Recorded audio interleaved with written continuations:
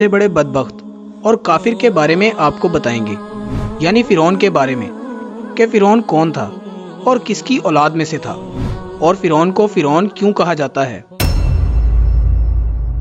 اور فرعون مصر کا بادشاہ بننے سے پہلے کون سا کام کیا کرتا تھا، اور یہ فرعون مصر کا بادشاہ کیسے بنا، اور فرعون نے خدائی کا دعویٰ کرنے کے لیے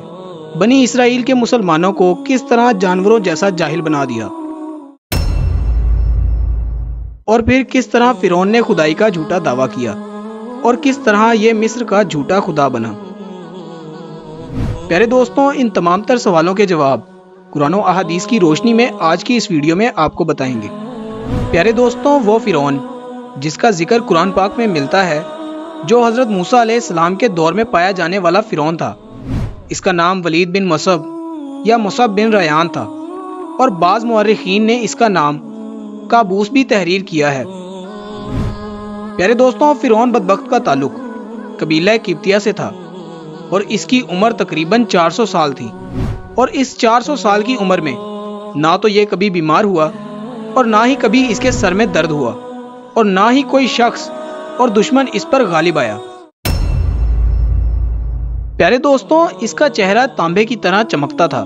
اور اسی وجہ سے یہود و نصارہ اسے قابوس کہا کرتے تھے۔ فرعون بادشاہ بننے سے پہلے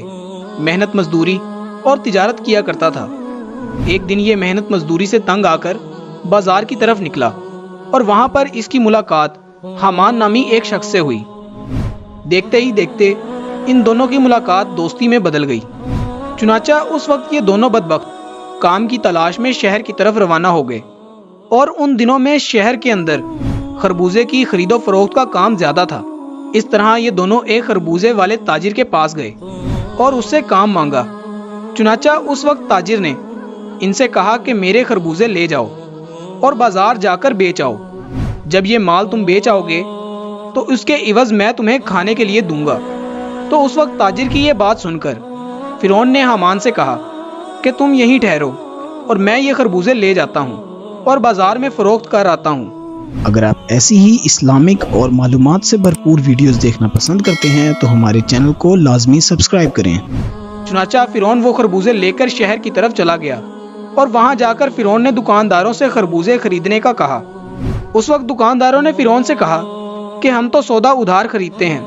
اور بیچنے کے بعد اس کی رقم ادا کرتے ہیں، اور یہاں کا یہی دستور ہے۔ چنانچہ دکانداروں کی یہ بات سن کر فرعون تھوڑی دیر کے لیے خاموش ہو گیا،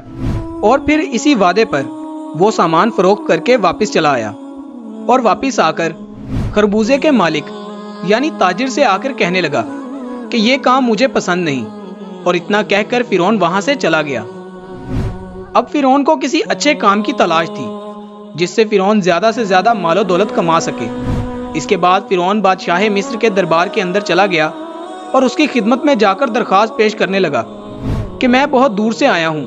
اور میں بہت غریب ہوں، اور مجھے کسی کام کی تلاش ہے، اور میں کھانے پینے سے بھی عاجز ہوں۔ برائے مہربانی اپنی سلطنت کے اسی شہر میں بطور فدوی مجھے کوئی کام دے دیا جائے، اور اس غلام کو اس جگہ پر مامور فرما کر سرفراز کیا جائے۔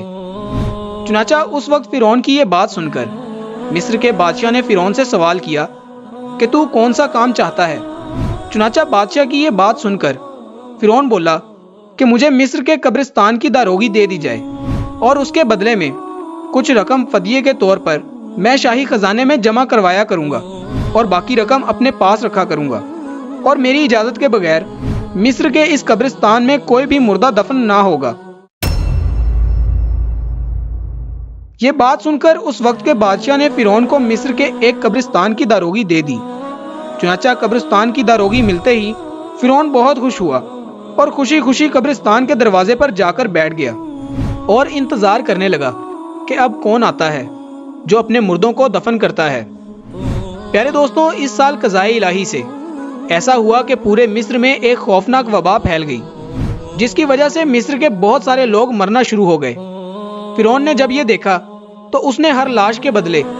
ان کے وارثان سے ایک ایک سونے کا درہم لینا شروع کر دیا، اور اس طرح تھوڑے ہی دنوں میں فرعون کے پاس بہت سارا مال جمع ہو گیا۔ اتنا زیادہ مال آنے کے بعد فرعون نے سوچا کہ کیوں نہ مصر کے تمام قبرستانوں کی داروغی لے لی جائے، لہٰذا فرعون نے ایسا ہی کیا۔ فرعون نے مقربان بادشاہ کو کچھ پیسے دیے اور مصر کے تمام قبرستانوں کی داروغی اپنے ہاتھ میں لے لی۔ چنانچہ اس طرح فرعون قبرستانوں کی داروغی کے ذریعے بادشاہ مصر کے خزانے میں بہت سارا مال جمع کرواتا، اور فرعون کے اس فعل سے بادشاہ مصر بہت خوش ہوتا، اور اپنی جہالت کے سبب بادشاہ مصر فرعون کو عزت و مرتبہ دینے لگا۔ چنانچہ اس وقت اتفاقاً اللہ کی رضا سے ایسا ہوا کہ اس وقت مصر کا وزیر مر گیا، اور کیونکہ اس وقت فرعون بادشاہ مصر کا بہت زیادہ مقرب بن چکا تھا، لہٰذا مصر کے بادشاہ نے فرعون ہی کو مصر کا وزیر مقرر کر دیا۔ چنانچہ اس طرح اقتدار ملتے ہی فرعون اقتدار کے نشے میں بدمست ہو گیا، اور اس نے اپنے بدبخت دوست حامان کو بھی اپنے پاس بلا لیا۔ اس وقت فرعون اپنے دوست حامان سے کہنے لگا کہ میں چاہتا ہوں کہ میں خدائی کا دعویٰ کروں اور ساری مخلوق مجھے اپنا خدا مانے اور میری عبادت کرے۔ فرعون کی یہ بات سن کر حامان بہت حیران ہو گیا، اور حامان فرعون سے کہنے لگا کہ اگر تو خدائی کا دعویٰ کرنا چاہتا ہے تو سب سے پہلے بنی اسرائیل کے تمام مخلوق کو اپنے ہاتھوں میں لے لو اور ان کے دل میں اپنی محبت پیدا کرو۔ حامان کی یہ بات سن کر فرعون نے حامان سے کہا کہ ایسا کرنے کے لیے آخر کیا کیا جائے، اور یہ لوگ کس طرح مجھے اپنا خدا تسلیم کریں گے،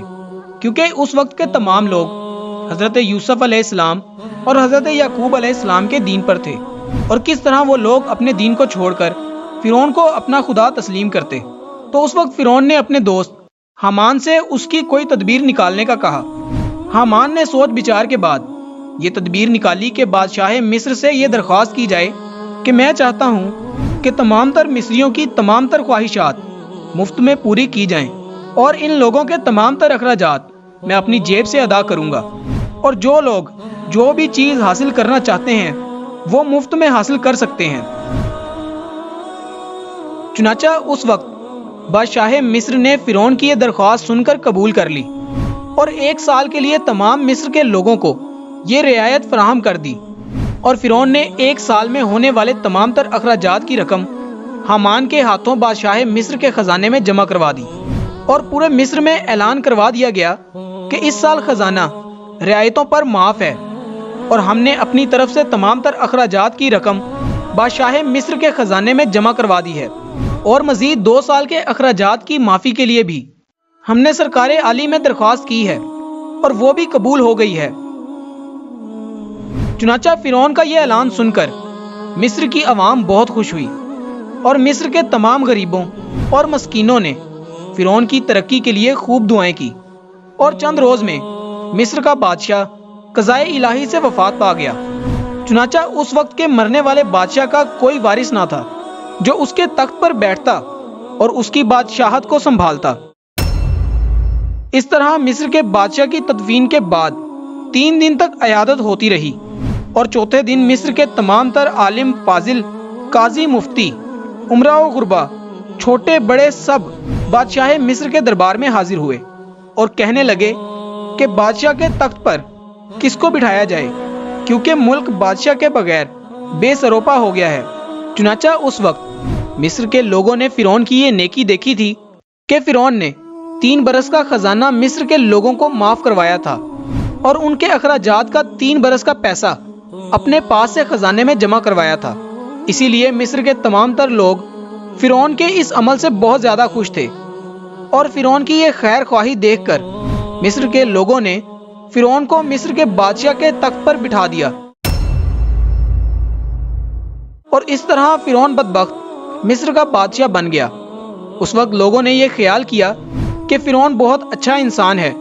اور ہماری رعایا کا بہت خیال رکھے گا، اور اس طرح فرعون مصر کے وزیر سے مصر کا بادشاہ بنا، تو اس نے اپنے دوست حامان کو مصر کا وزیر مقرر کر دیا۔